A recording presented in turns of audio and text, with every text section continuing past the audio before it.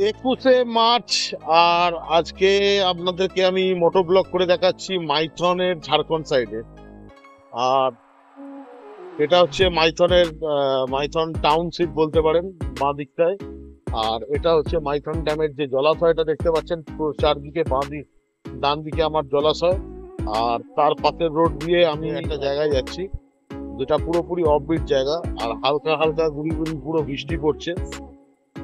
আর মার্চের 21 তারিখ হওয়া সত্ত্বেও বেশ ঠান্ডা ঠান্ডা। দেখতেই পাচ্ছেন আমি জ্যাকেট প্যাকেট পরে আছি।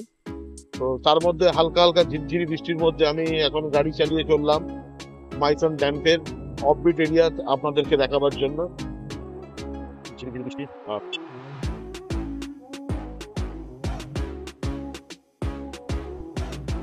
বাঁদিকে যেগুলো দেখতে পাচ্ছেন এগুলো হচ্ছে অফিসার্স কলোনি, মানে মাইথনের ডিবিসির যে অফিসাররা থাকে তাদের এটা এক একটা বাংলো। আর সেই বাংলোর পাশ দিয়ে আমরা এগিয়ে চললাম, আপনাদের একটা অফবিট জায়গা দেখাচ্ছি। আর এটা হচ্ছে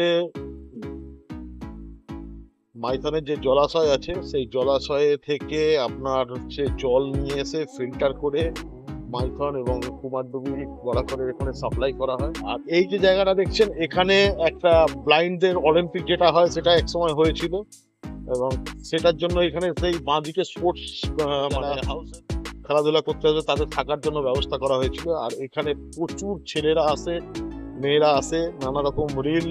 আর আপনার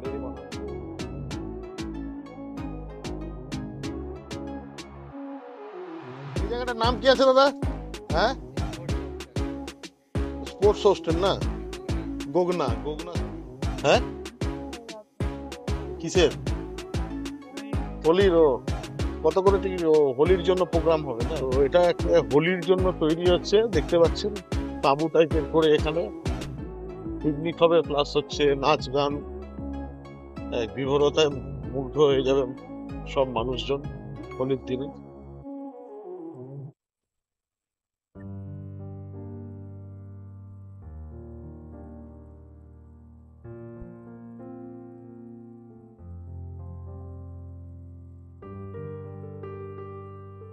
আর এখানে অস্থায়ী কুমোর দিয়ে ব্যবস্থা করা হচ্ছে,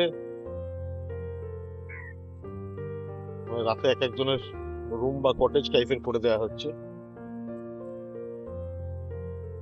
সোর্স অফ ইনকাম।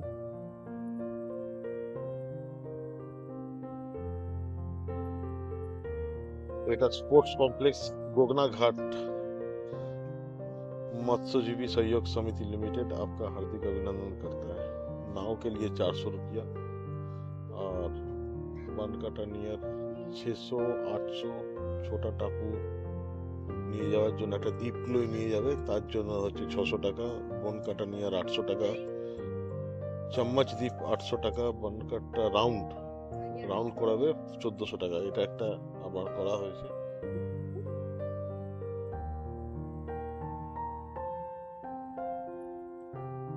অস্থায়ী যেটি করা হচ্ছে, কলকাতা থেকে প্রচুর লোক আসে এখানে ঘুরতে।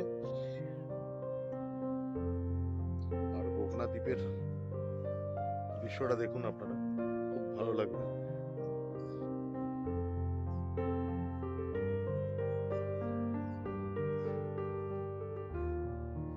আজকে যে জায়গাটা এসেছি আমি, এটা হচ্ছে গোগনা।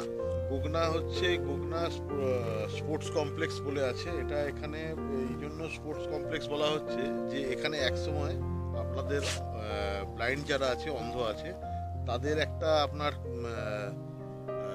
অলিম্পিক হয়েছিল। সেই অলিম্পিকের এখানে ব্যবস্থা পুরো এখানে হয়েছিল, এবং তার জন্য একটা কমপ্লেক্সও করা আছে। তো এই জায়গাটা ঝাড়খণ্ডের মধ্যে আছে, এটা বেঙ্গল মানে ঝাড়খণ্ড।